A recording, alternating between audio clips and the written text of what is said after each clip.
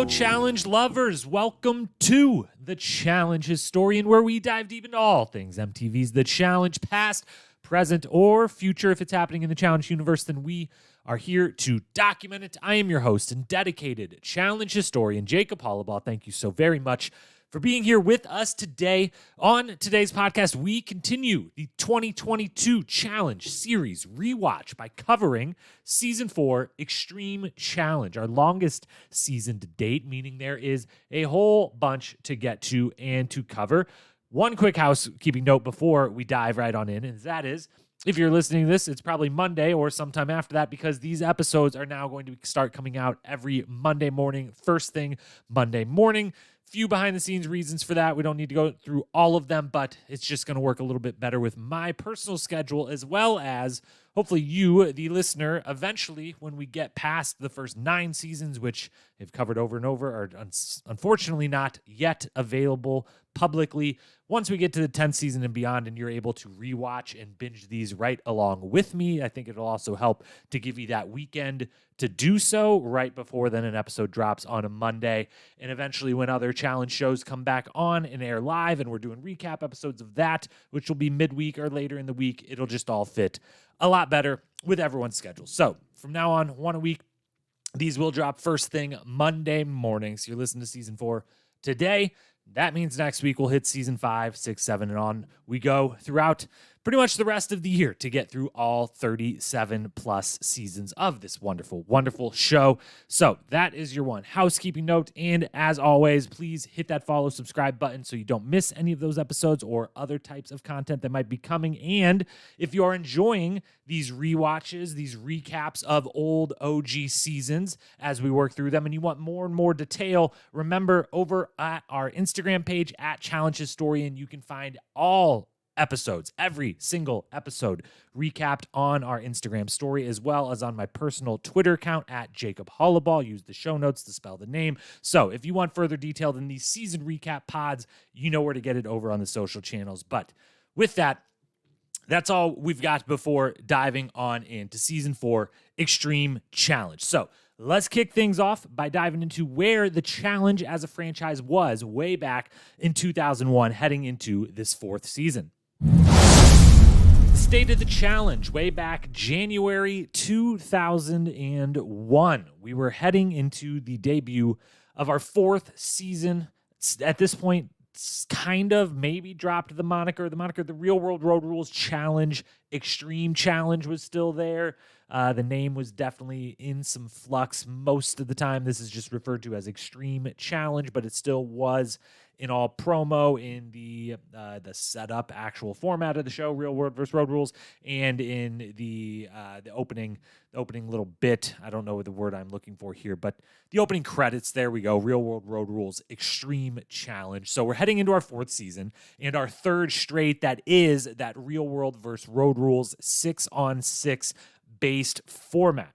At the time, outside of the challenge itself, the feeder systems of the challenge, Real World, they were on their 10th season. 10th season came out the same year as this 4th season of the challenge. The 10th season of Real World came out, and it was absolutely at the peak of its powers. It was a juggernaut and was going to continue to be for another basically decade plus. Going simultaneous to the challenge was Real World just being an absolute behemoth. So we were just getting into, the show had blown up through the 90s. It was a huge deal. It was hitting its 10th season, and it was not slowing down in any way. The other feeder system, Road Rules, however, was very much fizzling out. They were airing around their 10th season as well, but they ended up only being, I believe, 14 total seasons of Road Rules. So it was very much nearing its end. The ratings were certainly fizzling, but the highest rated episode every single season of Road Rules at that point was still the one where they would do a face-off, which was actually I should have covered this on the very first season of the challenge and the very first season recap, but I'll put it here now. The original kind of basis or spur for this show, the challenge to ever even come about, was on Road Rules Islands when they brought in Real World Boston, who happened to be in the area at the time to do a face-off challenge versus each other. And that did so well, and everyone loved it. That kind of was the basis for then Road Rules All-Stars and eventually the challenge in general. But they kept doing these face-offs every season of Road Rules after that, where they would either bring in the last Road Rules cast to face the current one and just a little challenge or a mission, or they would bring in, if a real-world season was filming at the same time, they would try to find a way to have them cross paths. So those episodes are still doing great. So the momentum for the challenge, even in its fourth season, was very much there, because the thing that it was kind of the spur of it was really, really doing well, even if Road Rules itself as a show was kind of starting to fizzle out and head on its way out. Now, other things with the state of the challenge at the time, they were not filming back-to-back. The previous seasons, 2 and 3, were filmed literally back-to-back and then aired back-to-back. And so we talked about on those podcasts, they clearly knew that this wasn't going to be a one-off thing, that they had something. In this case, they didn't film them back-to-back. They debuted 1 year after season 3. Season 3 was January 2000. Season 4, Extreme Challenge here, was then January 2001. And very much seemed, without having talked to any of the producers or anything, very much seemed like they were never planning on stopping or anything like that. It was instead of filming these back to back, we need to give more time and more attention to each one and try. And this is a franchise now. We've got to kind of set our system up, set our repeatable process. And we know this thing is just going to go on and on and on and on, and that we've got absolute gold on our hands. That's what I imagine they were thinking, and I would think led to the 1 year gap and doing. And I didn't look ahead. The next few seasons, they do kind of do one a year for a while here, then early on. So this was the first time that it was. We didn't film those back to back. We're doing one a year. Other states of the challenge, state of the production of the challenge is that they kind of were getting to the point where this thing was getting big enough that they didn't really know how to handle it, and they didn't know how to expand it while running it safely, as we'll discuss later on in this podcast. And kind of like the thing was getting a little bit out of the hands of the production. There needed to be a little bit more resources offered. I mean, there was clearly more resources being offered up as they did more episodes, bigger challenges. They traveled even more, but production was clearly trying to figure out, all right, we've got something great on our hands. We want to make it bigger and bigger and bigger and better, but how do we do that without completely fucking it up and completely, dicking over the actual cast on the show? And again, we'll talk a little bit more later about some of the gripes the cast had with this show. And then the final thing is that ratings were still really, really good for the show at the time, and we're growing and growing. And these people, all the cast members, were very much still in that realm, as we've seen on the seasons before this one, and would continue to see for at least a few years. These people were still absolute stars. Like, they were television stars, still way, way, way before social media and all of that stuff, and really before a ton of internet action was really going. But these people were legit television stars, and everywhere they went, they knew who they were and what they were up to, and we're very excited to see them. So that's a little bit of the state of the challenge. Let's then run through some of the basic stats for this season and where this season then, from a very, very high level, evolved, and some challenge first that we got on the season 4 Extreme Challenge. It, again, we said before, aired from January to May 2001. It was in a lot of locations. We had Portland, Maine, Montreal, Boston, London. They went across the pond to London, hit up Hamburg, hit up Prague, came back over to NYC for a couple days, and then all the way out to Los Angeles to end. They were on planes as often as they were on buses, but the majority of their time was spent traveling on the bus or sleeping on the bus or in a hotel room provided along with the bus. As for the cast of this show, let me pull up the proper list here. So this is the first time. The last 2 seasons had been 12 people. This one was 13 because we had one Ayanna get removed from the show halfway through in a replacement. So the teams were: Real World had Dan Renzi from Real World Miami, Jamie Murray from Real World New Orleans, Julie from Real World New Orleans, Camila from Real World Boston, Rebecca from Real World Seattle, and Cyrus from Real World Boston as well. So 2 New Orleans, 2 Boston. So a couple pairs of people that knew each other coming in on the Real World squad. Over on Road Rules, Ayanna from Semester at Sea, Christian from Second Adventure, Emily from Second Adventure, James and Letarian from Maximum Velocity Tour, coming off literally like the next month after they filmed that. Now they were filming this. Michelle from Road Rules Europe, And then as a replacement halfway through, Susie from Road Rules Down Under. And prize money up for the season, $156,000 plus 6 Toyota Celicas. So the biggest prize money we had by 50% or so. The previous season was around $100,000 in some cars. And then the biggest, longest season ever, 17 episodes, plus a reunion, so 18 in total. Previously, 11, 6, and 5 were the episode counts for the seasons before. So they definitely knew they had something on their hands. They blew it out. They made it bigger and bigger and had it, basically running for 18 weeks. That is a big chunk of the calendar that this show is taking up. As for some evolutions that this season saw, some challenge first, and no particular order or order of impact or when they happened during the season, but we had a bunch of stuff. The show was definitely evolving. There was a lot of things going on where you could see where something happened that was then, we were going to have more of that in the future, or have that little idea, little seed that was planted, expanded on into a full-on staple of the show in the future. So running through a bunch of them here. First one, kind of the biggest bummer and one of the biggest storylines we're going to talk about here in a moment.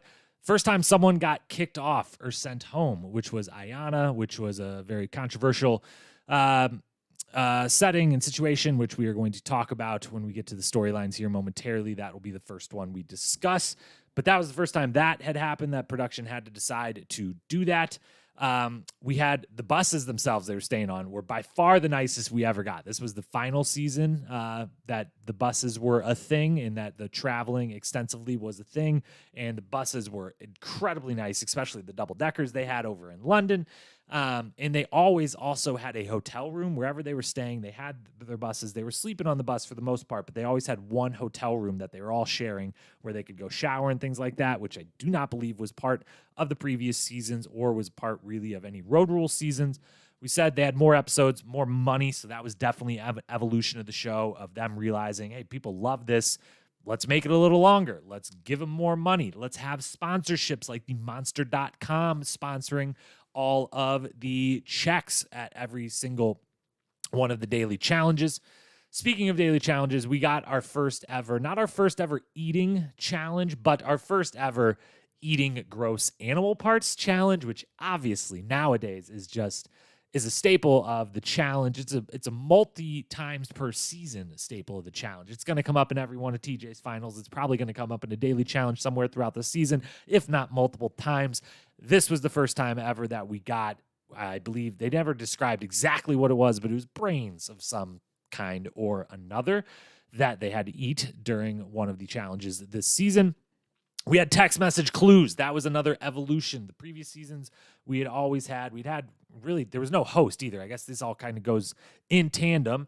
The previous few seasons, they had the Mr. or Miss Big concept with a former cast member kind of popping in and out or otherwise leaving voiceover clues on cassette tapes.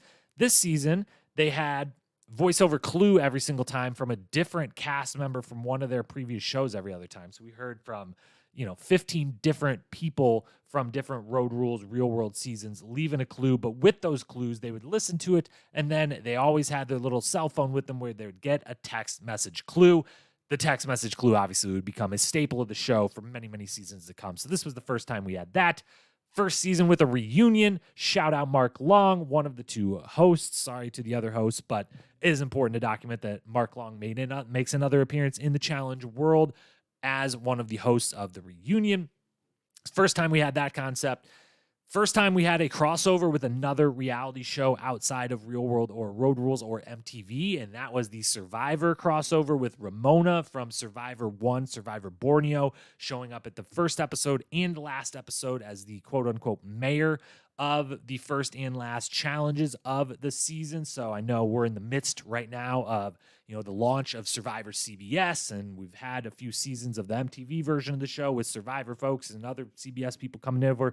But those crossovers and those interactions started way back when in this season.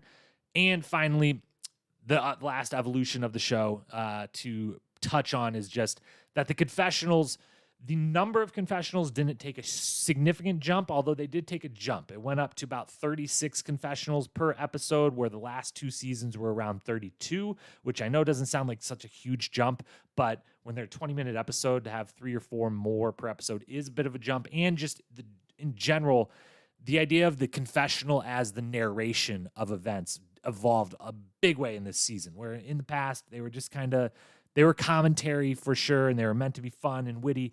This season, they were used much more so like we still kind of think of them being used today, where they're asked to comment on specific events that happened and or tell us something that happened so that we don't have to show long clips of it. There was multiple parts in this, multiple times throughout the season where we just didn't actually see what happened, and they finished off a story or finished off a mission by having a confessional and having someone just kind of say matter-of-factly, and then this happened and this person did this and then we won and we moved on and we got on a flight over to here and now we're now over there in New York City instead. So the confessionals as narration. Final evolution. So there's a bunch of stuff. There was all kinds of things changing, all kinds of seeds being planted for where this show would go in the future. That is kind of where the challenge was at coming in, the basics of this season and how this season evolved. So that's the highest possible level we can talk about it. Now let's take a step down lower and let's discuss at length some of the major storylines of the season. All right, moving into the high-level main storylines of the season, the arcs that lasted, through this longest to date season of all time, 17 episodes.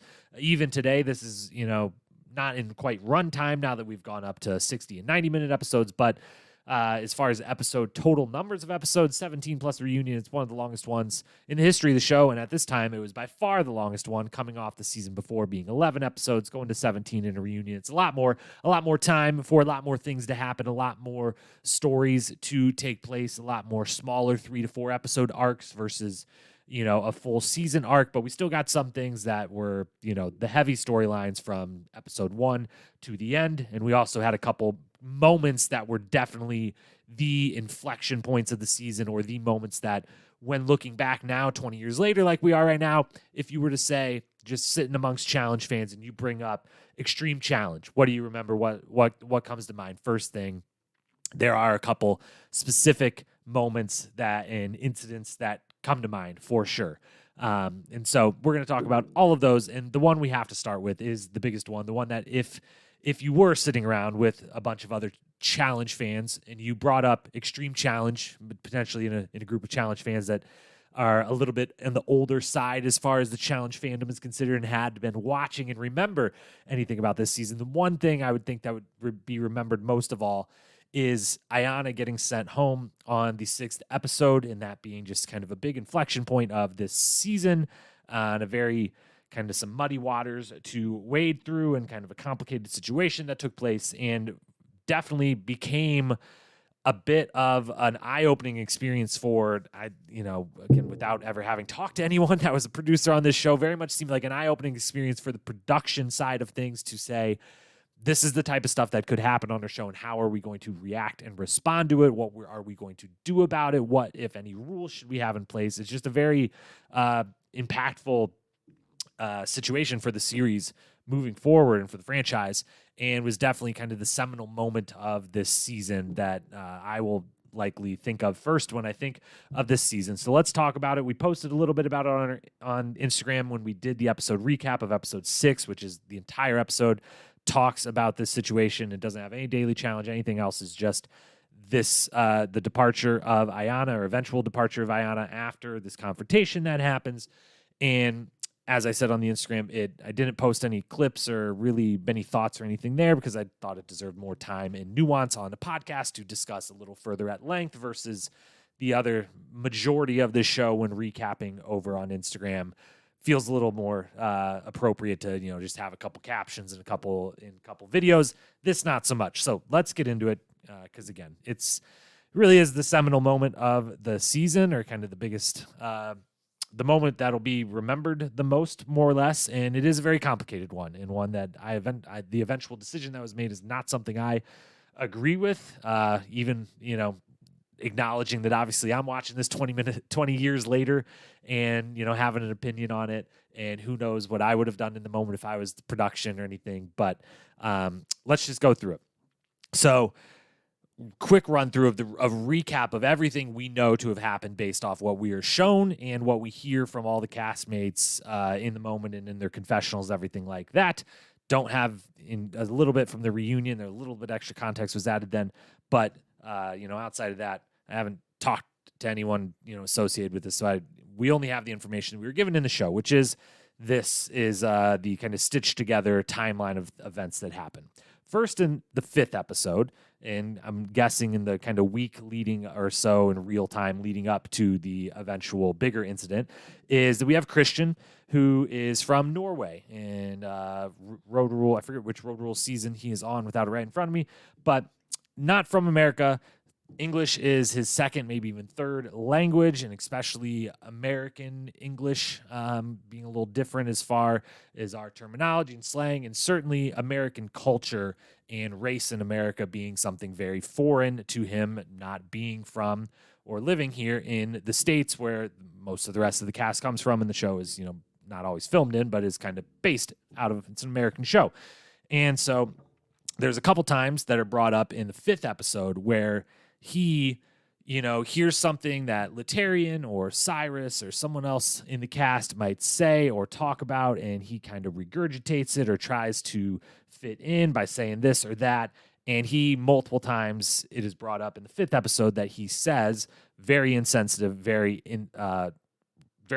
not okay things, and very racially insensitive commentary towards Letarian, usually towards Letarian. Him and Letarian are good buddies. They're always talking, and Christian stepped way over the line a time or two. And in the 5th episode, we hear about it, and we hear Letarian explain, he doesn't understand, what he's hearing some of the times. He doesn't understand our language, our culture, and he has multiple times said things where I've had to stop him and say, hey, you can't say that.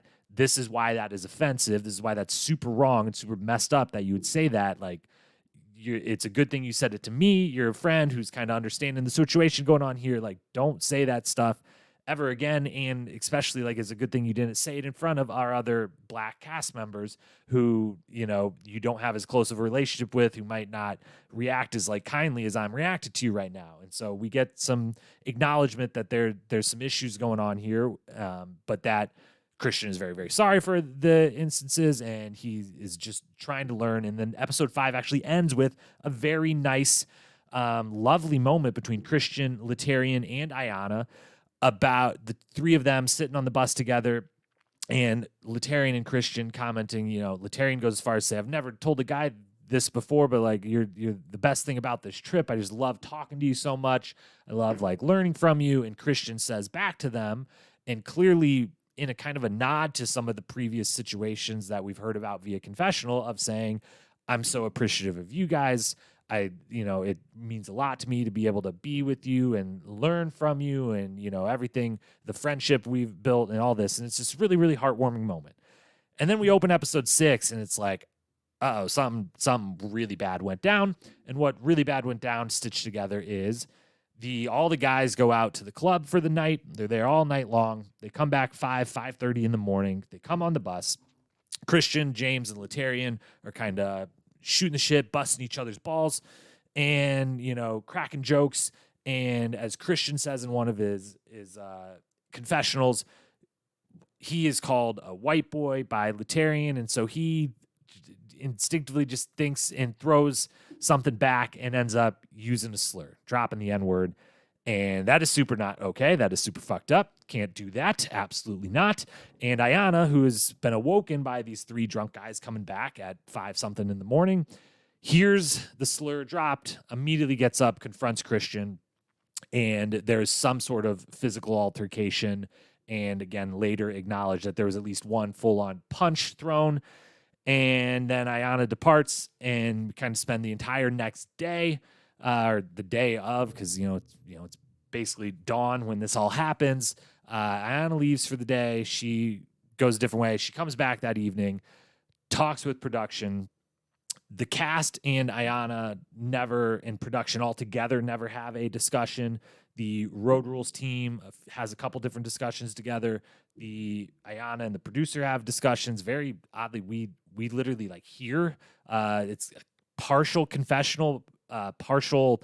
We literally listen to the producer and Ayanna discuss possibilities. But it is eventually, while Christian feels horrible, Letarian, has filled him in on how, horrible what he said was and why. And, Christian feels horrible about it.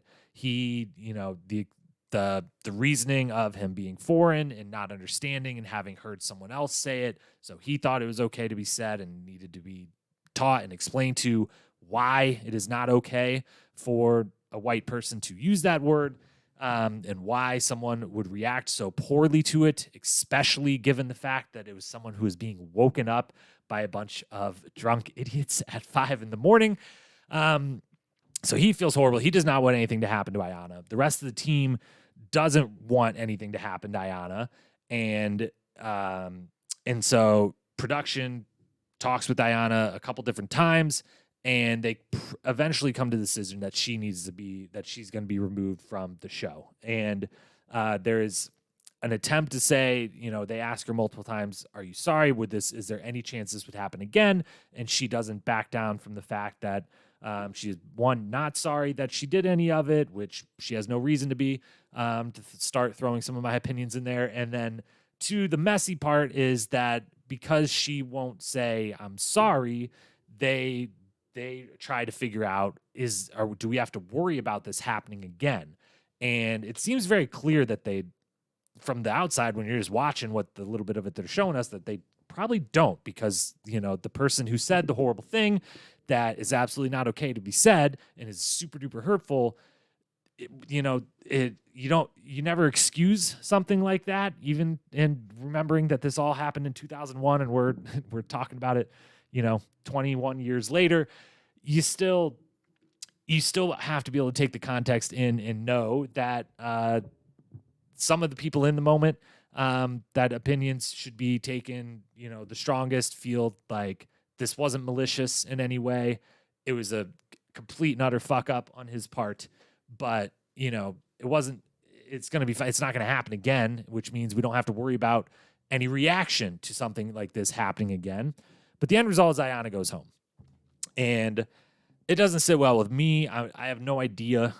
This is 2001. We don't have a bunch of social media posts to go back to. We don't have, part of the reason we're doing this entire podcast rewatch series is because these shows weren't covered the way they are today back then. And so we don't have a lot of opinion of, what did people think when they saw this.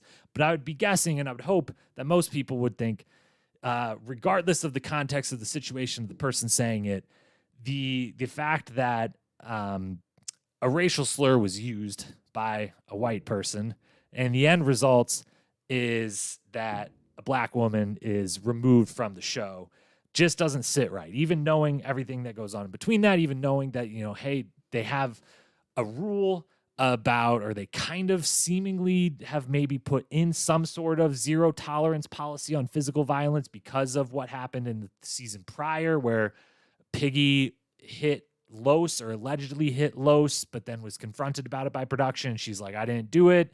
And everyone's kind of just moves on from it. And Los goes to the hotel for a night, then comes back and is like, "I'm okay. We can continue more or less."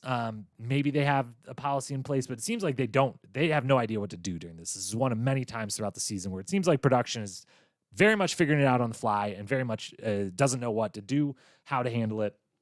But sending her home seems like the wrong answer. And I know it's just such a complicated situation because, I don't think Christian should have got sent home because of the context of, it's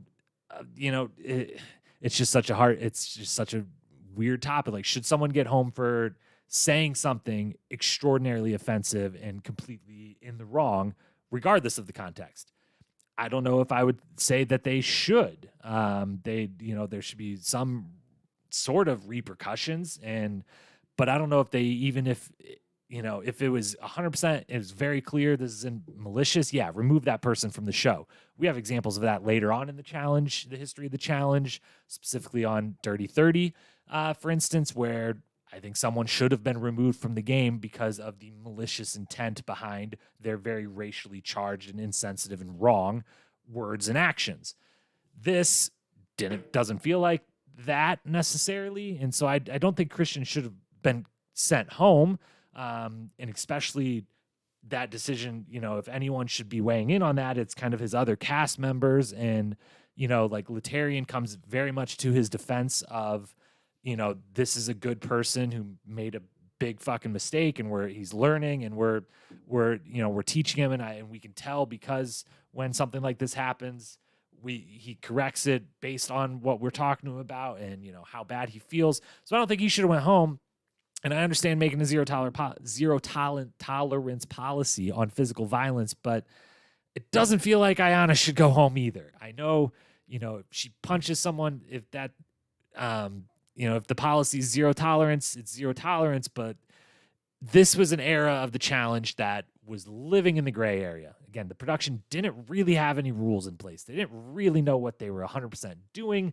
And if you're already in that gray area, then just let her stay. At least, at the very minimum, the biggest mistake, maybe in the whole part of it from production standpoint is, and we have it confirmed, we don't just not see it in the episode, but in the reunion, it's confirmed by Ayanna.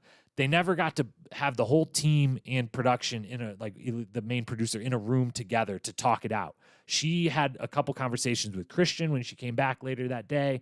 They discussed the incident to some degree, and he, shared I don't want anything to happen to you. I'm sorry. And this, that, and the other, but they never got all the Road Rules team and the producer in a room and say, hey, let's make sure everyone knows everything that happened. Let's talk about it. And then let's see what is the possible way to move forward without any sort of situation like this arising again. And does everyone feel comfortable with Christian and Ayanna both staying and moving forward from this? I feel like if they would have put everyone in the room, they would have got to the consensus where everyone would say, yes, we don't want either person to go home, and we're able to move forward from this and use it as a learning and growth experience. They never put them in the room together.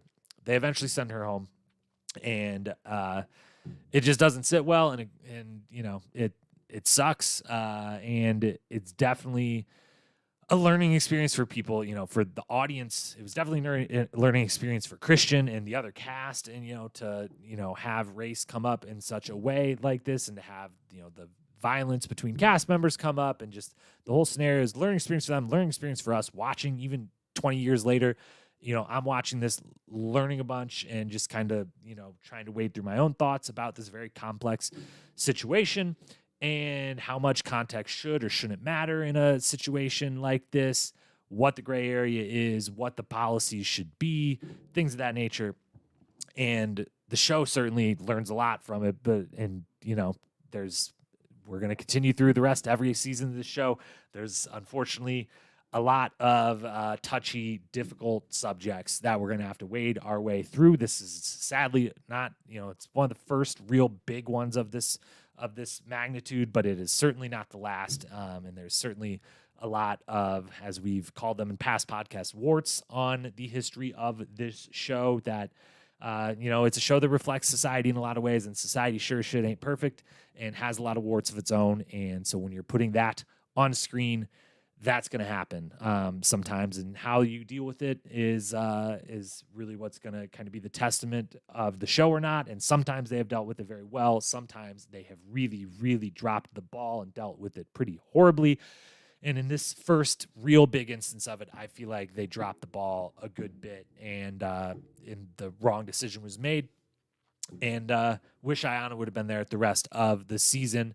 And especially it should go saying the first 5 episodes, she's one of the stars of the season by a long shot. She was, on her way to a lot of MVP consideration for the season in the first few episodes while she was still there. So that was that. That was by far the biggest moment of the season. So I know I just droned on about it a really long time without saying a whole lot, but those are some of the thoughts and feelings, and that's definitely going to be the kind of moment or the inflection point that is always when this season comes up, one of the big ones that is brought up. let's move into some of the other storylines then. So next one, if we're talking the biggest overall storyline from start to finish that's always prevalent, that's kind of one long arc from the entire season, that would be that Real World absolutely kicks ass the whole season, and Road Rules doesn't have much of a chance at most points. And along with Real World kicking ass, they maybe push the boundaries of the rules a little bit. First part that they kick ass, they win 4 of the first 5 missions. Then they lose 4 out of 5, interesting enough, in the middle. And then they win 6 in a row and the final to eventually go 11-4 in the daily challenges with the finals win. On top of that, so 12-4 in total. And really, if you even break up the first missions, actually 3 different missions that they kind of count as one worth 20 grand instead of 10.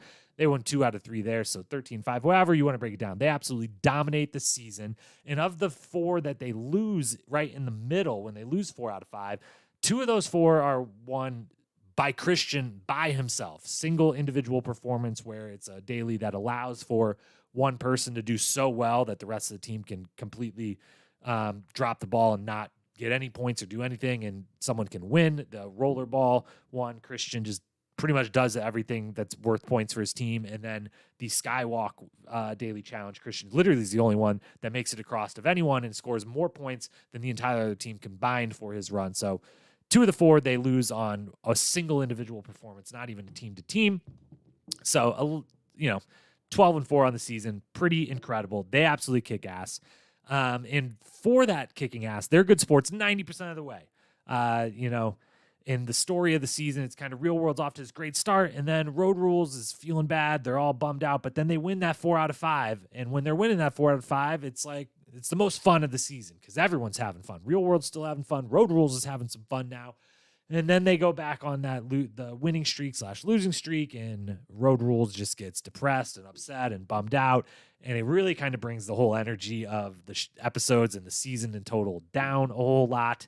But Real World throughout it all is good sports like 90% of the way. And then the last 2 to 3 episodes, you can start to see like it's a little bit deserved that Road Rules is like getting pissed off and that Real World's getting on their nerves a little bit. They maybe could tone down, celebrate, have a great time. This is the time of life and experience of a life. But some of the celebrations, a couple of them in particular, right at the end, a couple of the last few are like, you could maybe, wait till you're on your own separate bus. You understand how they're feeling and you claim to be all friends, all 12 of you, like, read the room a little bit better with your celebration. But for the most part, they're very gracious and good winners for a majority of the season.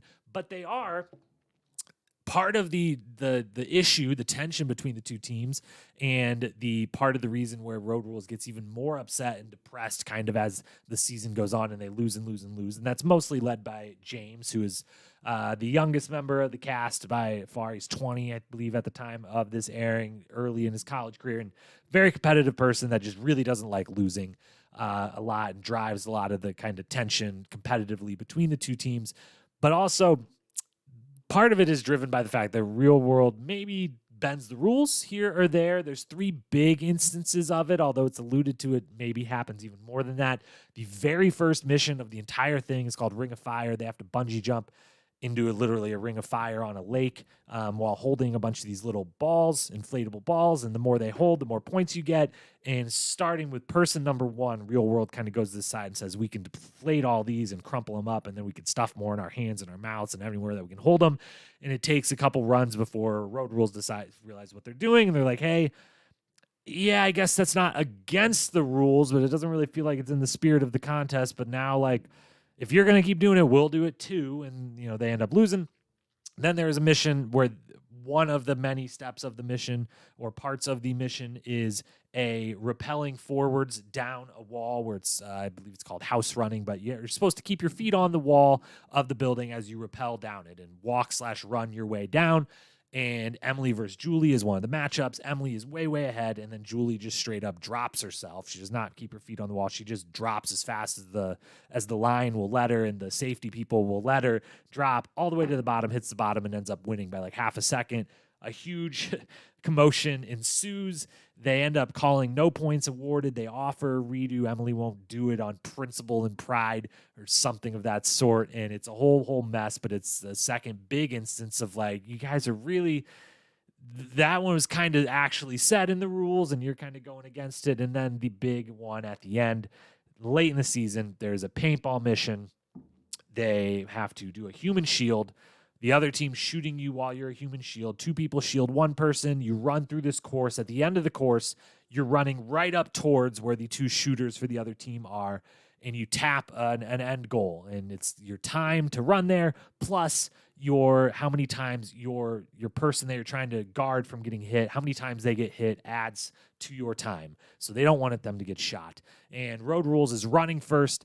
They get to the sign, they touch the sign, and they feel like, and it is very much true, that the real world, and specifically Jamie, has shot a few extra after the buzzer, after they've touched the sign, and has shot them 3 or 4 more times from point-blank range after the round is supposed to be over. So Road Rules conspires to do the same. James takes it even further and very obvious, and a huge confrontation comes of it, which we'll talk about in a moment. But those 3 big instances, amongst maybe some others that were a little even more subtle, but Road Rules or Real World a little bit pushing the limits, but they kick ass all season. Real World or Road Rules gets more and more depressed by the end of the season. It really brings the show down in a big way, how much fun they're clearly not having anymore. And it all culminates in that paintball mission that we just described. And when there's a huge blow up, when James gets some extra shots after the buzzer, hits Cyrus right in the head. Cyrus gets up, gets in his face. And it is by far probably the second moment that'll always be remembered of this season is this entire dust up we had the cast on cast violence before that. We talked about that whole situation. This was like, are 2 people going to straight up like fist fight right now for the first time ever on the show? And Cyrus holds James by the collar. We get a cliffhanger. We open the next episode. We don't really see any how it was broken up. What we know, no one actually fought. That was what we saw was the most of it. But we learned that they call the mission off. And first in challenge history, they say, nope, no one wins. It's over. It's done. We think it's all done. But then they show up to New York City. They fly across the pond, go back to New York City, and they learn there, actually, we're not done. We are going to litigate what happened in a celebrity court, and that is going to finalize the mission and decide who gets the $10,000. And so the whole paintball, Cyrus James dust up, and then the court proceedings, and Letarian being the only one who attends and does the mission for his Road Rules team, as they don't want to do it anymore. Letarian's like, I'm not sitting out. I'm not just letting them have the $10,000. He goes in the courtroom, performs better than everyone else, but because his team isn't there, they still lose the $10,000. It's a whole thing. That whole big moment is pretty wild and pretty seminal in series history, and is definitely the second big moment or story that I'm going to think of when coming out of this season, and is definitely another one where I think the producers were kind of learning in the fly. I mean, they literally had to just say, all right, the mission's over. There's 2 people fighting. There's people cheating. We don't know what to do. And the mission's over. We're just done. And then after the fact, they come up with, well, what if, we've got this guy, Judge Mills Lane. I apologize. I am forgetting his name at the moment, but celebrity judge, Judge Judy type, has his own show, Judge Mills Lane, apologies there. And he, they're like, we can have him. He's already like under contract with MTV because he's on Celebrity Deathmatch and this other stuff. Let's have him litigate this. And it's like another challenge. And so they're just throwing stuff together, and clearly they're learning a bunch, but they're throwing it together on the fly, and it's all wild and crazy, and definitely a memorable thing from the show. All right, couple other big storylines then. Romance and rivalries. That's kind of a storyline of every season of the challenge for the history of it, starting really in season. I mean, there's a little romance I think in season 1, but season 2, tons of romance, not much heated rivalries. Season 3, a little bit of both. This season had a tiny bit of both, but it definitely is kind of a category or a storyline we're probably going to end up talking about every single season. With this one, there's only one romance, which is kind of wild, coming off of season 3, where basically everyone, or 2 and 3 really, where it seems like everyone in the cast was hooking up with someone or other in the cast or outside the cast, whatever. This was the season only one couple produced in any kind of on again, off again. Rebecca and James throughout. We got it in the second or third episode. It would pop up every once in a while for a little 2-episode run if they were liking each other again, if she thought he was a little immature and overly competitive again, and so they're off, to then they spend the night in a hotel room together, so they're definitely back on.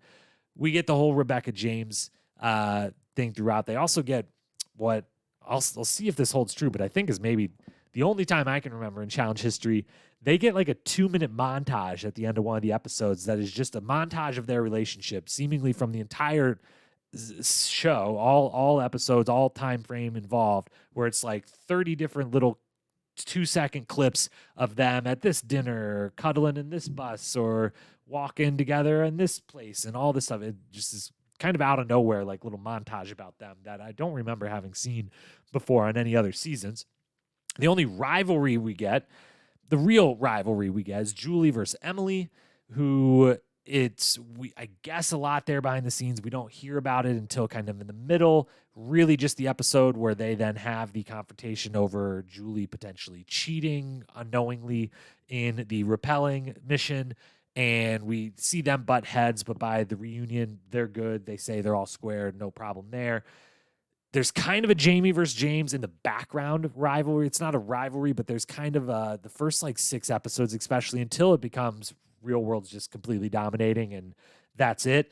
There is this Jamie and James are kind of the athletes of each team, and every contest it's, finding a way to put them up against each other. Probably the biggest one became the wrestling match where James absolutely slams Jamie into the ground.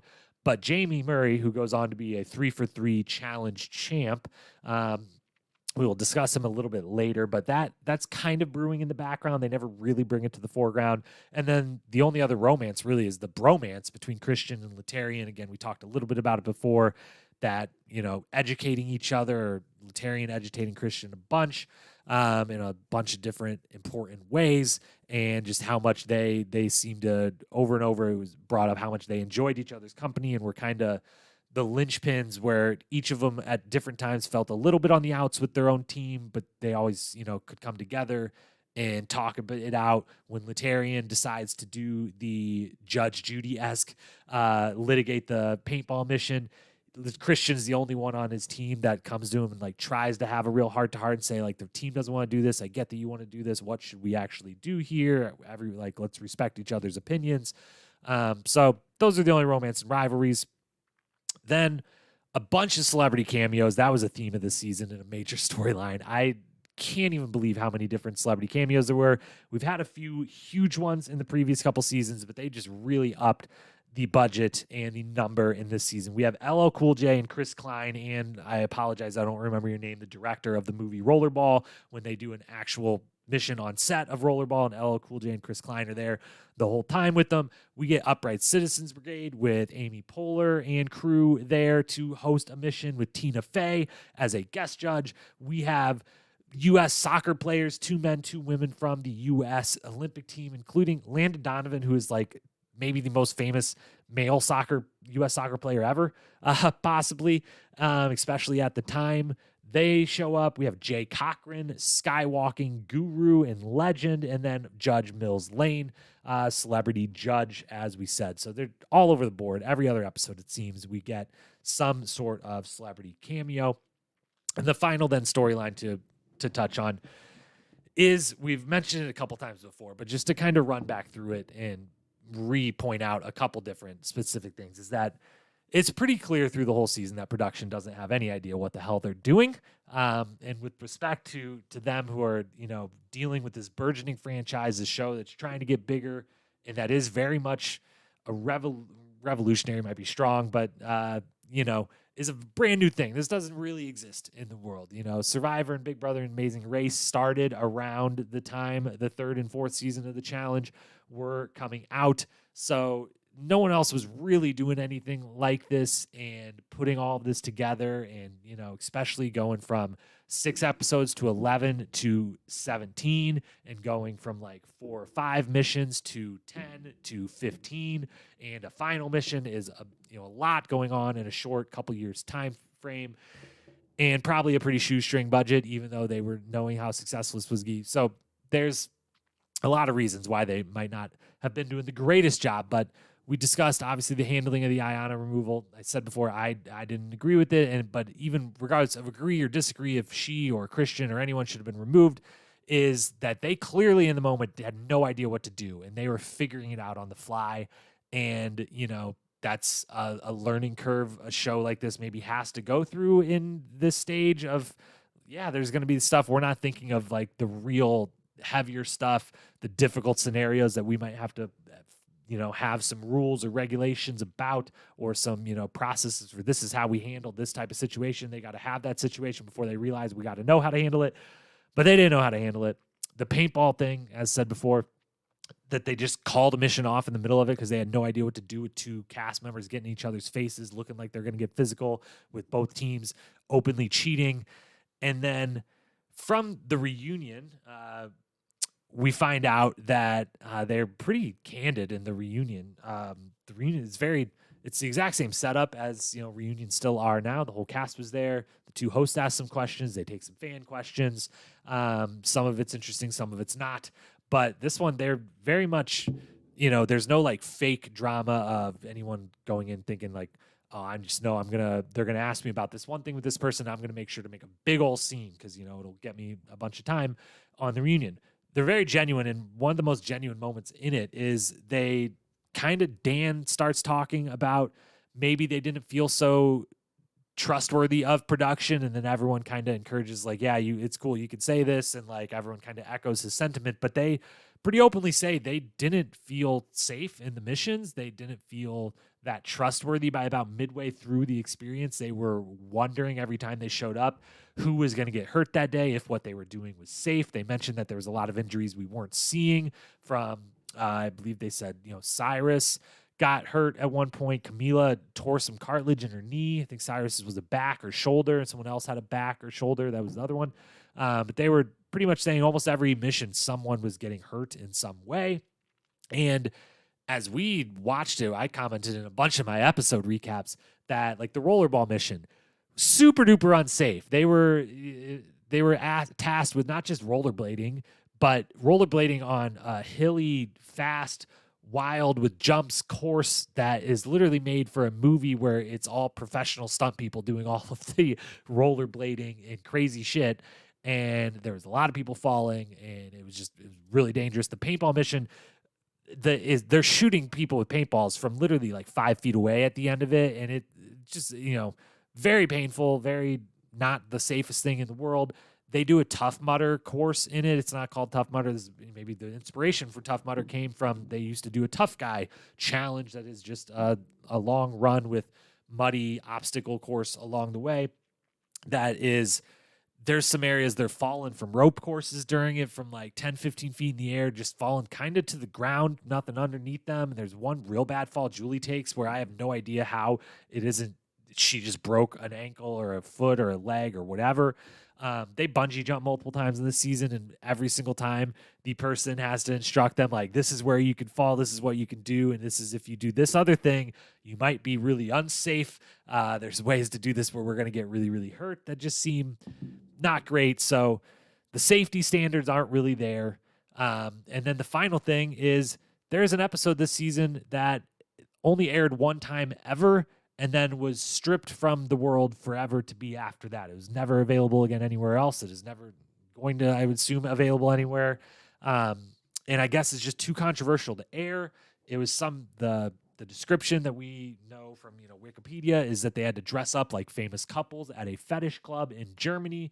They reference it on the reunion multiple times that it was extremely risque, and that maybe some of the outfits or the choices made were insensitive, or maybe, who knows, maybe it was like they didn't clear rights with the club to have it on, but for one reason or another, it became too controversial to ever air again after the first and only time they ever put it out on MTV to air. So all that added up, production had a long way to go to earn their own stripes in this world and to really know what they were doing putting this on. So that was certainly a storyline for the season as well. So we had the entire Christian Ayanna saga and the paintball called off, we go to court, that saga. Those were kind of the two biggest, inflection points of the season for certain as far as overall storylines. Real World kicking ass with just a brief blip in the middle where Road Rules thought they had a chance, but that kind of killing the back third of the season as far as the energy and the mood.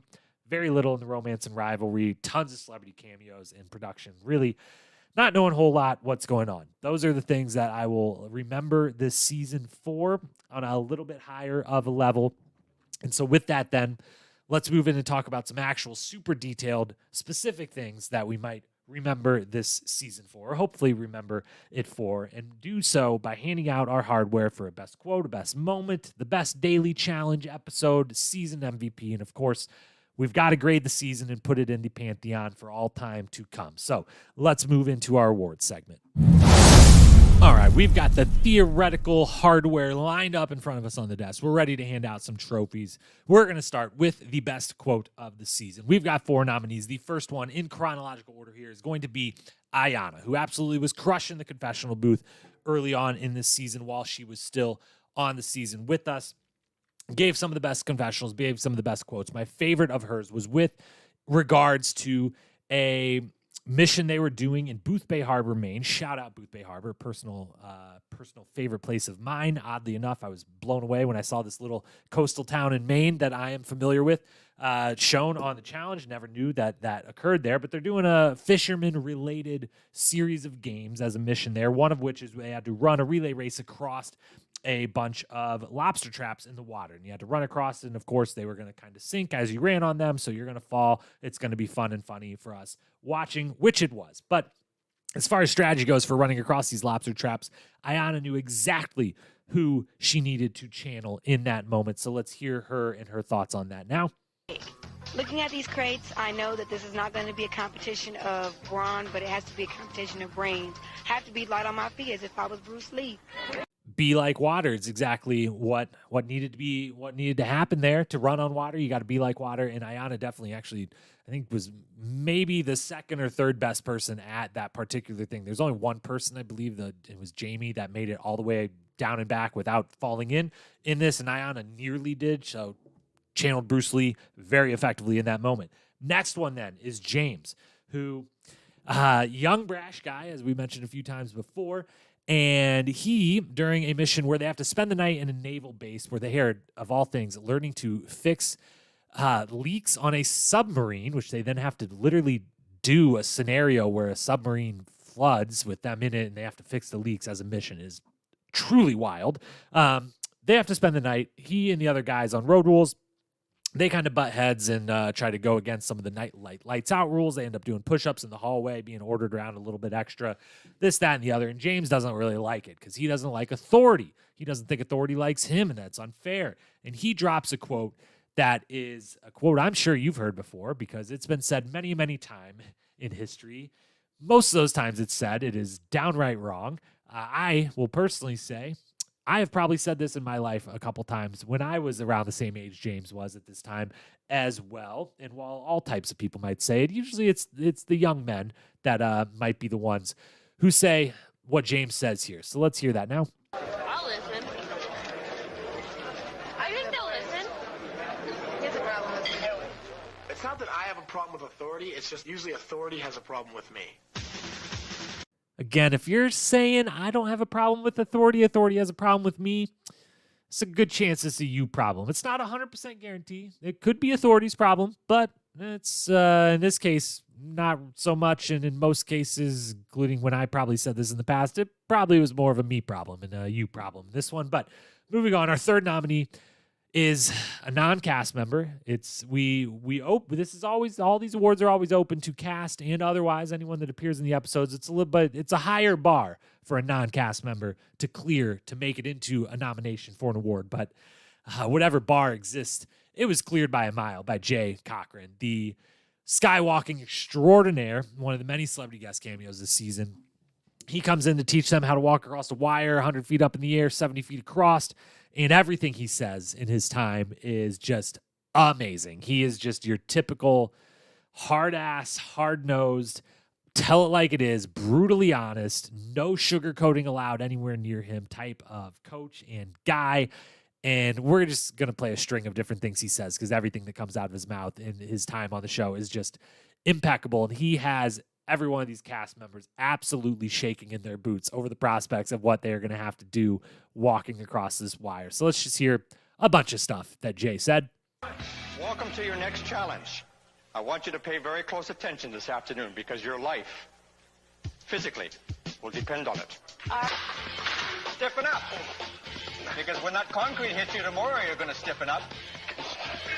Has anyone died? Yes, lots have died.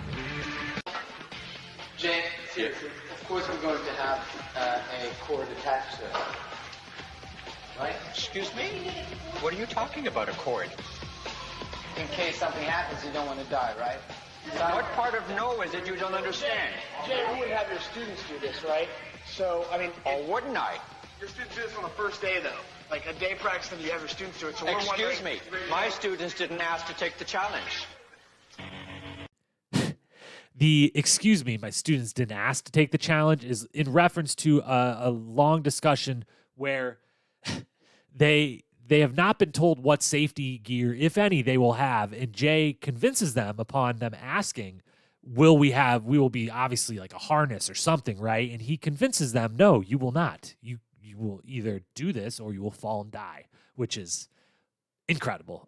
Again, and also production. Maybe it was great television, but maybe you don't actually let them think that they're potentially going to die the next day if they go through with the mission.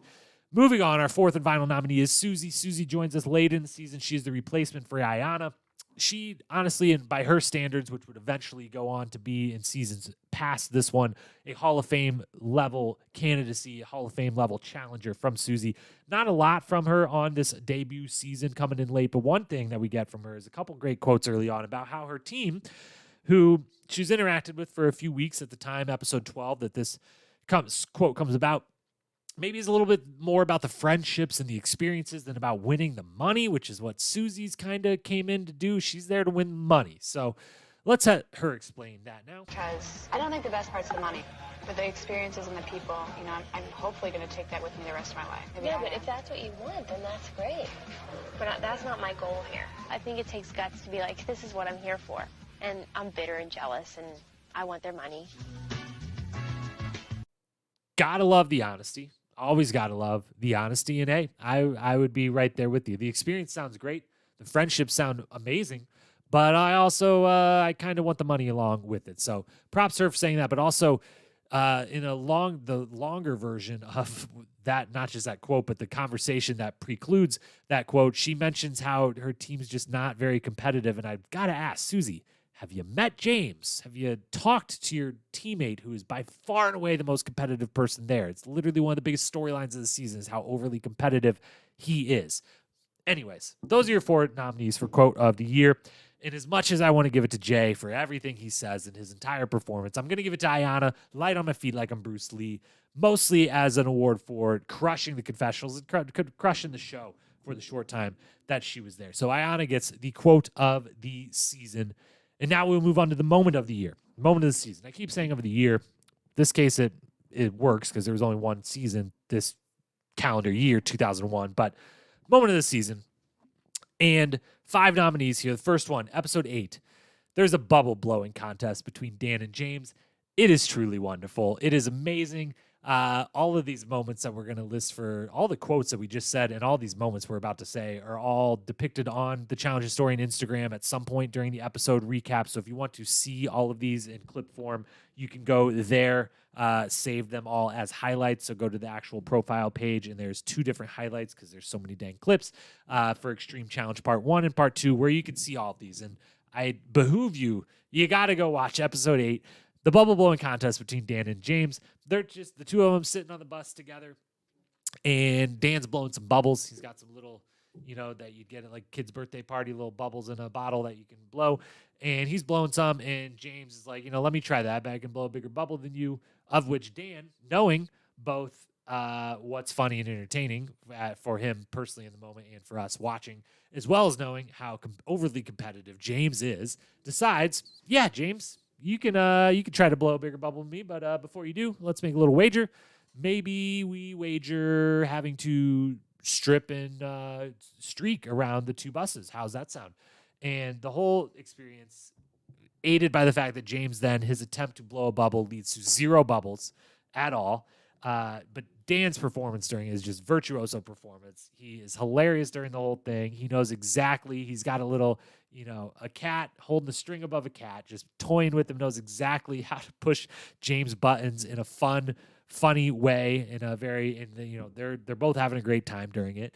And it results in James going outside and stripping down and doing a lap around both buses, and then coming back in and everyone laughing, everyone having a great time, and Dan quoting historical figures, and the ends justify the means. The whole thing is just absolutely fantastic. And again, this and all the moments we're about to say, you can see on the Challenge Historians Instagram feed on that highlight reel. Next moment of the year nominee then is Christian winning the Skywalk contest. So we mentioned Jay Cochran being there to teach them all to walk across the wire. This entire episode kind of revolves around Jay being just a complete ruthless badass, which is amazing, as we previously covered. But it also revolves around Christian and Emily, both on the Road Rules team. They had previously spent some time together in Europe, where outside of Road Rules or on the Challenge or anything, just outside of the shows. And when they were together, there was a really bad near fatal car accident where Christian was driving, his girlfriend was in the car, as was Emily. And it was a very traumatic experience for him. They were all injured to some degree. They were all kind of lucky to be alive afterwards. And it had really affected his life and how he lived his life from then on out, of kind of not wanting to push the limits, wanting to kind of be more reserved in his life. And then this episode comes about and we hear about his whole backstory. And then they get to this contest where they have to skywalk 100 feet in the air. And yes, they do thankfully have a harness. It's a bungee harness that they're told if you drop at the beginning or the very end, you might hit the poles. But if you drop in the middle, you'll be fine, which is, again, safety concerns everywhere on almost every one of these missions. But he's very nervous about doing it. This is the type of thing he wouldn't do anymore post car crash, because it's not, it's not kind of the more reserved nature. He doesn't want to push things too far anymore. He doesn't want to push himself beyond to a place of danger ever again. And so this is very bringing back all those emotions, those feelings. He is the one during the practice session with Jay who is kind of struggles the most, is the most freaked out, asking the most questions about, like, is this safe? Are we going to have harnesses? This, that, the other.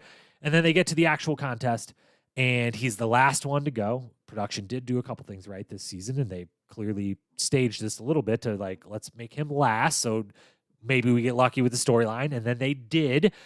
Everyone else goes. 11 people go. No one from Road Rules scores a point. Real World scores a couple points, but only enough to be at like 125 points. And if you get all the way across the entire 70-foot wire, you get 200 points. So it's Christian's last to go, and he has the ability to be the only person to get further. No one else has gotten further than a quarter of Camila, very well done job, got like 2/3 of the way across. Jamie got 1/3 of the way across. No one else even got 1/3 of the way to score any points. Christian, if he's able to get all the way across, face his fears, face his demons, push himself, and somehow, with literally like an hour of training, do a 70-foot long skywalk 100 feet up in the air, which is bananas that he pulled this off. If he gets all the way across, they get 200 points and the whole team wins. And guess what? Spoiler alert, this is the moment of the year nominee. Guess what happened? He gets all the way across and he wins the whole thing for his team. It's amazing. And again, it's only 4 times they win the whole season. So it's even more amazing because of that. So that moment is amazing. That is really nice, heartwarming type of stuff, and is really cool when a daily challenge can lend itself to a cool storyline like that. Then, third nominee for moment of the year. Episode 12. We previously briefly mentioned a Tough Mudder. It's essentially a Tough Mudder. If you're familiar with the Tough Mudder, where it's different, depends on the length of the run. This one they were doing was like 2 to 3 mile run with a bunch of obstacles and mud pits and stuff they have to climb across, and ropes course and whatever across it. They have to do one of those. And it's by far physically the hardest mission of the season and the series to date. It is the first time where we're like, oh, we see where some of the ideas started to turn this into like a sport, because this is like high level, like it takes a high physical ability to be able to complete what they're asked to do here. And during it, Dan on Real World side and Susie on Road Rule sides really, really struggle. And their team is a little bit ahead of where they are, and their team has to keep kind of coming back and helping them out, helping them get through the next part. And at this point of the season, both teams have had a little friction. There's a little bit of competitiveness always in the air. And you kind of start this mission thinking, oh my God, this is going to end horribly. These people are going to be so mean to their teammates who are struggling a little more than the others with this. And it ends up being the reverse. And it's so heartwarming. It's so wonderful. Letarian and James, shout out James of all people, is the big moment where he runs up to Susie and you're like, oh man, this is going to be bad, isn't it? This is going to be horrible. He's so competitive. He's going to like just yell at her or whatever. And then no, he's just like the greatest teammate ever. Letarian's the greatest teammate ever. They're helping Susie. They're pulling her along. They're talking her up. They're motivating her. They're letting her, take breaks when she needs to, all this. Dan on Real World side, same thing. He's a little bit behind his team, but they're cheering him on. They're helping him. They're doing anything they can. And we get to the end, and the last part is a ropes course part, and they hold down a rope and steady it for Dan. They help him all the way across. Real World ends up winning, but both teams, when it's done, kind of break down emotionally and are so happy and so grateful for each other. And they both kind of huddle together and do a little prayer / just, I love you guys. Thank you so much. Like, this is amazing. And it's just by far and away like the most heartwarming part of the entire season is them all overcoming this massive physical challenge and coming through it as a team and showing great teamwork and camaraderie and all that. So that's a Moment of the Year nominee. Then, as much as it's not heartwarming, the James Cyrus paintball incident, grabbing him by the collar, thinking we're about to get the first ever, heavy fight, competitive fight in challenge history. The entire incident is wild and crazy and is definitely a Moment of the Year nominee, even if it's, there's some negative parts of it for sure, but it sticks in the mind. It's a Moment of the Year nominee. And then the final one is coming off of that is Letarian getting the gavel in episode 16. He goes in, represents in Judge Mills Lane's court, his team by himself. He shreds the competition. His testimony, his arguments are just top notch. He actually puts forward the only case possible that's out there and figures it out and figures out how to argue it to say Road Rules should obviously win this and get the money, and is told at the end, hey, like, Real World's team sucked. They got shredded by Judge Mills Lane. They did a horrible job presenting their case. You did amazing. You clearly won this, but the rules say your whole team needs to be here so they get the money, but you can have my gavel. And it's a nice little moment for Letarian, even though it's like you could have given the man $10,000 instead of a gavel. That would have been a nice moment, but they give him the gavel. It's really nice, and it is the one time of the season that should be highlighted. There's 4 or 5 times in the season that someone on Road Rules uses it's, I've got to have my pride as an excuse for not wanting to do something or not wanting to redo something or being in an argument and saying, like, I'm not willing to sacrifice my pride. And every time but one, it is complete and utter bullshit. Most notably, like when Emily and Julie, the whole thing goes down between them and they offer Emily, they're like, all right, we agree. We think maybe they cheated a little bit. So since she beat you but probably cheated, what if we do it again and we don't give them any points, but we'll do it again. We'll let you do it again, and Emily won't do it because of pride. And it's like, actually, they're giving you the best case scenario here, so go ahead and do it. In this case, Letarian cites, I want to earn some of my pride back. I'm not just going to roll over and let them have this money. And he's actually correct, and then he does a killer job, and then he gets the gavel, and it's a wonderful moment. So Letarian getting the gavel, moment nominee number 1.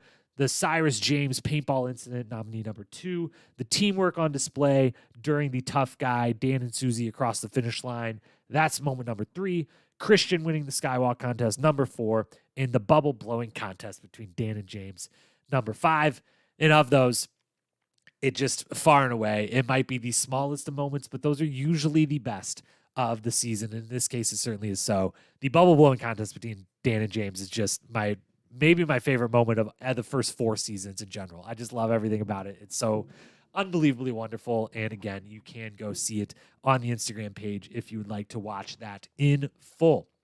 Moving on then to awards for not specific people, but instead Daily Challenge and episode. And actually the winners go hand in hand. We'll start with Daily Challenge and just gave a big spoiler away for the best episode, but regardless, best Daily Challenge.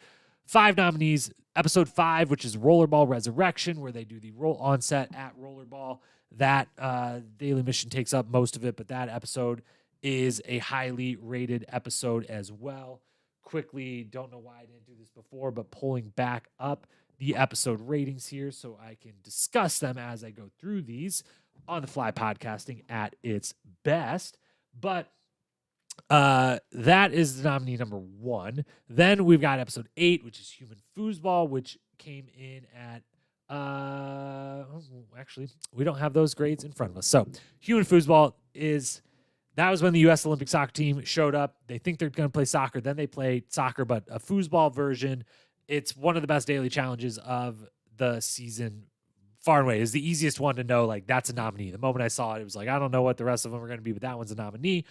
And it's just amazing in every way. They actually create on a soccer field a human blow up, like inflatable foosball court where you're strapped to a line. You can only go horizontal, not forward and backwards. If you can imagine what a foosball table looks like, imagine if there was actual humans and that was life size. They literally recreated it. It's amazing. There's an audience for it. It's great.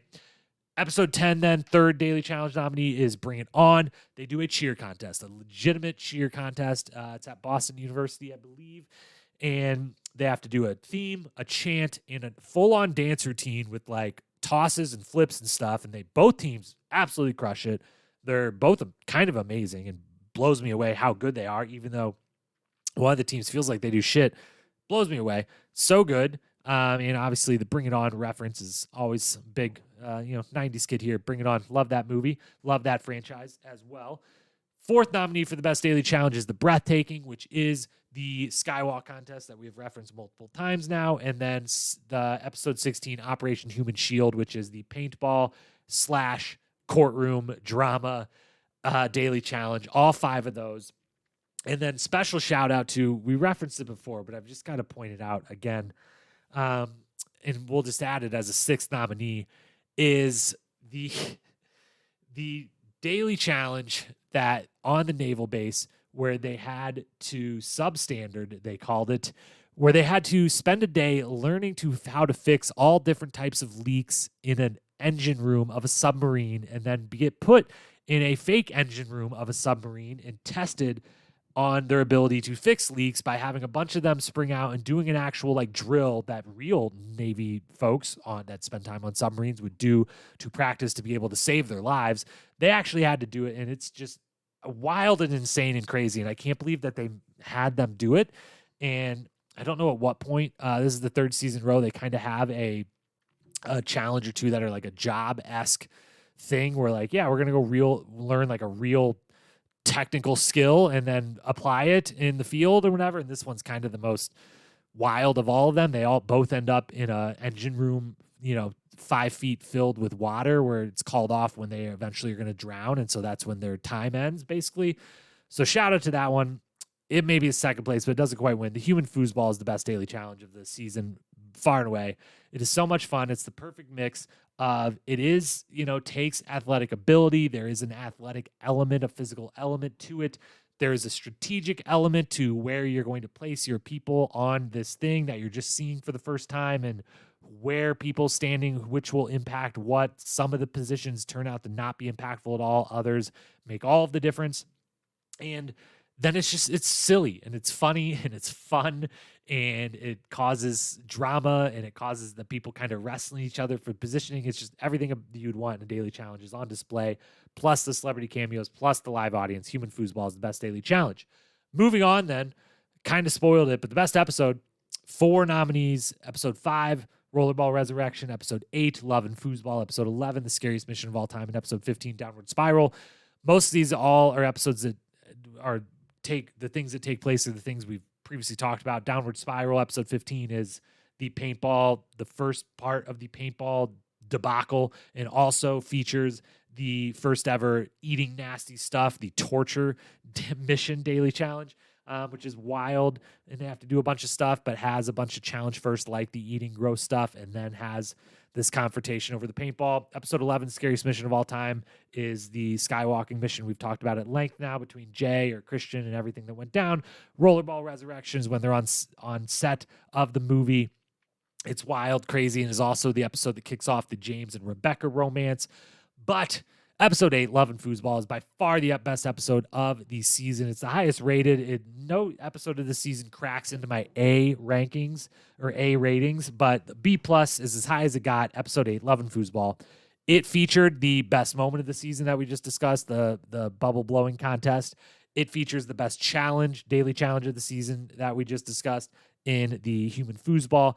And it features the culmination of the James-Rebecca relationship, where we learned that the cast at all times, not only do they have their bus, but they have a hotel room. Just usually no one really sleeps there, but they go in there to shower or whatever. But James and Rebecca decide one night maybe they should actually use that to sleep. And we get maybe our first real and only hookup of the season. Maybe they question it. The other girls go to the next morning to shower / snoop and see what happened. They meet Rebecca in the parking lot, and there's a funny moment between all of them. But that episode in general, Love and Foosball, the highest rated episode of the season, the best episode of the season for sure. Which brings us to the final 2 awards, the 2 that matter the most for sure, the biggest and the best. And that is first and foremost the season MVP, the cast member that brought the most value, that is truly the most value. Not, again, as we discussed when we did season 3, and we can discuss again here. For now, right now, there is an actual winners and losers of this season, so it helps certainly to be a winner or to perform well. But is the most valuable cast member? Maybe we should call it MVCM instead of MVP, but people know what MVP means. See, a little easier. But who's bringing the most value? Who would this season, if we removed them from the season, if we put a replacement cast member in their place and did that for every single person, who are we losing the most with? Who could we not tell the story of the season without? Who is just, bringing it the best? And let's run through some candidates here to wind our way to the winner. First, we got to quickly talk about Jamie Murray. Referenced him earlier. Jamie Murray goes on. This is the first of 3 straight seasons and titles for him. Not in a row seasons, but he's on 3 seasons of the challenge ever. He won all 3 times and is a very interesting person when talking about some of the best to ever do it. He is very clearly on this season. He's just this unbelievable athlete. He's all around good at everything. They commented on it a couple times throughout the season. They commented on it at the reunion, specifically in the teams are asked, who is your MVP? And Real World pretty quickly is like, it's obviously Jamie. He's literally just good at everything. Doesn't blow you away with anything. He's not like, oh, he was a professional this, so of course he's really good at this. But he's just anything you ask him to do, he's like, yeah, I'm gonna be probably the best person here at that. Every single thing. But he also doesn't talk. He doesn't talk this entire season. And by he doesn't talk, his confessional count for the season is 23 confessionals across 17 episodes. And to put that in perspective, Susie, who is only in 11 episodes, has 24. And Ayanna, who is only in 6 episodes, has 22. And the next closest is 39. So he doesn't talk. He's not featured much. He's just kind of there kicking ass in the challenges, and that's about it. Everyone likes him. Seems like a great guy, but he's just kind of there in the background, kicking ass and taking names, and that's it. But so he has no chance of winning the MVP of the season, but at the same time, he is clearly maybe the most valuable as far as the actual missions and winning the money is considered of anyone on this season and seasons to come. So shout out to him. Also, glad by the time the reunion rolled around, he saw that goatee that he was rocking on television, decided I'm going to go ahead and get rid of that. That was a good decision. Then Cyrus brought a lot of value this season. He really held it down. A lot of great moments and a great career to come from him. Not quite in the running for the MVP this season, but deserves the shout out. Absolutely crushing it. Great confessionals from him. Competed well all season. Was clearly one of the ones when the cast was having fun. He was a lot of times at the catalyst of it. So shout out to Cyrus. Then we got Ayanna, who, as we said, 6 episodes isn't enough to actually win an MVP when there's 17 episodes in the season, but she was in the running. If we would have picked an MVP of the first 6 episodes before she got sent home, she was in the running for it, certainly. So shout out to her. Then Letarian makes a case, a little bit of a small case. Throughout the season, he, has great moments of just showing what a great human being he is. We know this more recently from seeing him on All Stars and, everyone falling back in love with him. But guess what? Always has been, always seemingly will be, just an amazing human being. He has a couple wonderful moments on this season. How he handles the very difficult situations, racial situations with Christian that are come up is nothing short of graceful and, just a wonderful, wonderful person and human. And he performs really well, but he doesn't, he's kind of in and out of these stories here and there. He doesn't quite have enough to really mount a real case, but we'll call him the third runner-up, probably a fourth place on the ballots here. So he's making the ballots for sure. And then we get to our top three. The three that received the most votes, that were really battling for this MVP award of the season. The two runners-up, tied for runner-up. First runner-up, second runner-up, tied for first runner-up, however you want to say it, are Julie and James. Julie and James dominate this season from stories, confessionals. They have way more confessionals than everyone else by like a big, big, big number. Let me pull it back up here. Julie is at 70. James is at 76. The next is in like the mid-50s. So, almost a confessional more per episode than the next closest person on the list. And all of there's no narration involved in that. All filling in story, saying stuff, talking shit, whatever. Julie early on is a multiple episode MVP in the early going when she has a kind of a storyline saga that we could have actually put in the storylines of the season.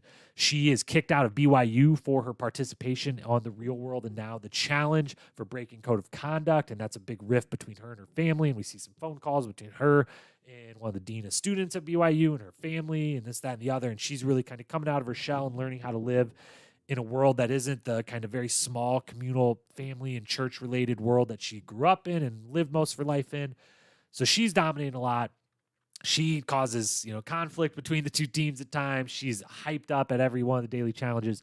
She's doing a whole lot, as is James, who most of the season really runs through him and through kind of him as the catalyst for a bunch of different things that are going on. He has the main romance of the season, the only romance of the season, and he's kind of the overly competitive one on Road Rules. He's kind of the view for us, the viewer, to understand that the whole team is all bummed out that they keep losing over and over. James is kind of our example that's always given of it. They both dominate the season in a lot of ways, but they are the runner-up because for me, the most valuable cast member, the MVP of this season, the fourth ever MVP in the history of the challenge, has to go to Dan Renzi. Dan absolutely brings it this entire season. He is the one that, if I just cut it down to the base of if you removed one person or replaced one person, which person being replaced does the show lose the most? Dan being replaced in the season, the show loses a lot because he is the one. He's the romance between James and Rebecca is mostly entertaining because of Dan wingmanning really hard for James and Rebecca the whole time. It's most of the most interesting moments of that relationship story is when Dan is talking to one of them about the relationship or pushing the relationship on one of them. He's the catalyst of the moment of the year, the bubble blowing contest. He's the first ever confessional king. That could be a separate award. Maybe we'll just announce he's not only the MVP, he's the confessional king of the year, and maybe make that an award going forward for any other season. He doesn't have the most confessionals, but he has by far the best ones. He's hilarious in all of them. He understands this is a television show, certainly is one of the first to kind of clearly understand we're supposed to be having fun ourselves. We're also supposed to kind of make this fun for the people watching us have fun. And he does great in all the challenges. His team wins, so that's obviously helpful that picking a real world person seems right here for the MVP of this season. And he just absolutely crushes it all the way through and gives us some of the best moments, and most of the best daily challenges, the best episodes he's heavily featured and heavily involved in. And so Dan Renzi, congrats to you. Your fake trophy will be delivered in the fake mail sometime soon, but you are a fourth ever MVP of a season, this season, Extreme Challenge, season number 4. So that's all of those hardware to hand out. The final thing we've got to do then is grade the season our final grade, we got to put it in the pantheon. We've now added, moments and quotes and episodes and challenges, and Dan as an MVP into the challenge annals of history, the challenge Hall of Fame, if you will. We're slowly but surely building it here at the Challenge Historian. And we gotta slot every single one of these seasons into the pantheon of every season ever, so that when we're done with this year-long project, probably in the end of reviewing every single season ever, we're going to be able to put them in order and talk about what tiers they all fall into, where they all are in the history of the show.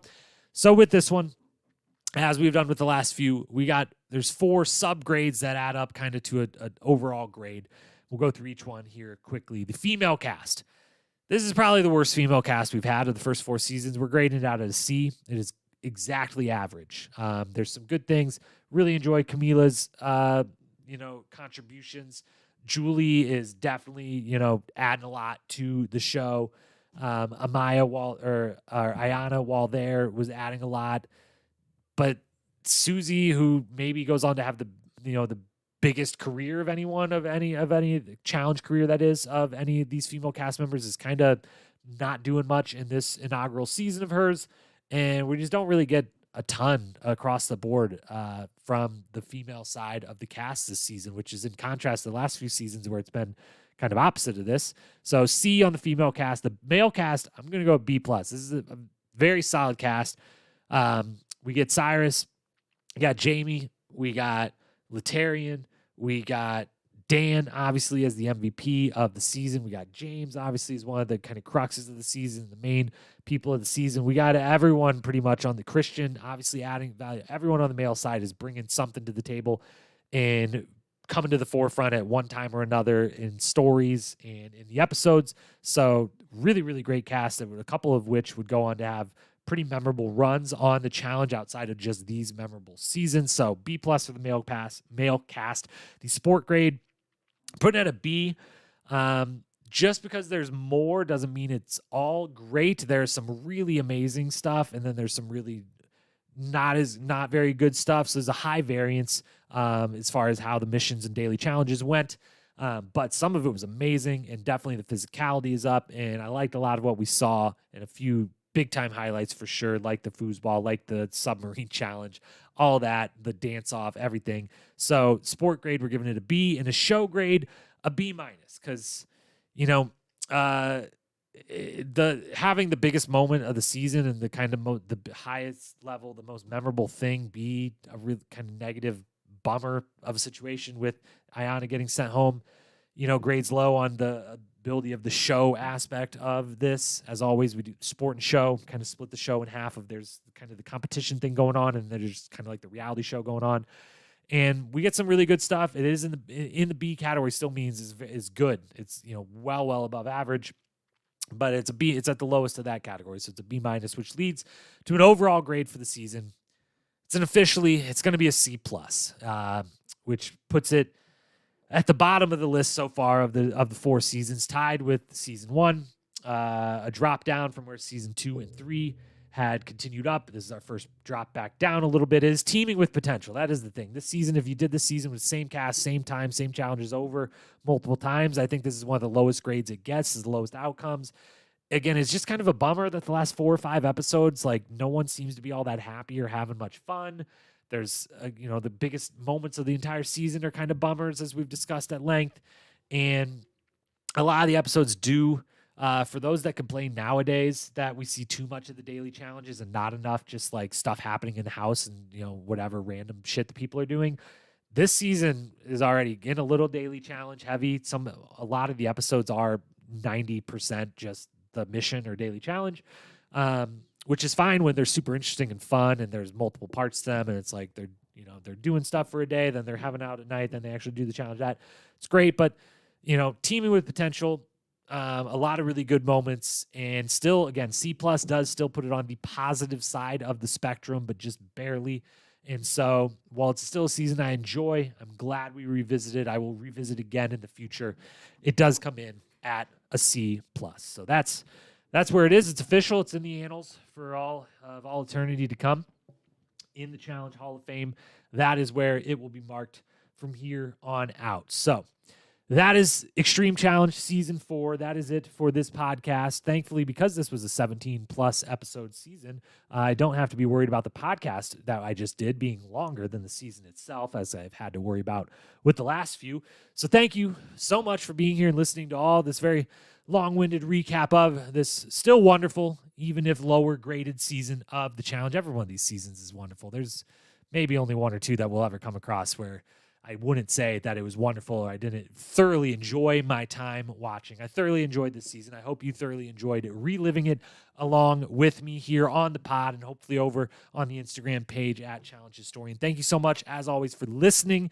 We will be posting more about this particular season throughout this week if you're listening to this on Monday when it drops throughout this week, we will be posting a little bit more about this particular season. And then starting next weekend and into next week, we will drop our next episode next Monday. We will be back with Season 5, Battle of the Seasons, a turning point and a transition point in the history of the challenge. A lot of fun stuff to talk about with that season. So that'll be coming out next Monday. Hit that follow, subscribe button so you don't miss when it is dropped. Head over to Challenge Historian on Instagram to get more and more content about these seasons. Thank you so much for being here. I look forward to talking to you next week. Until then, peace.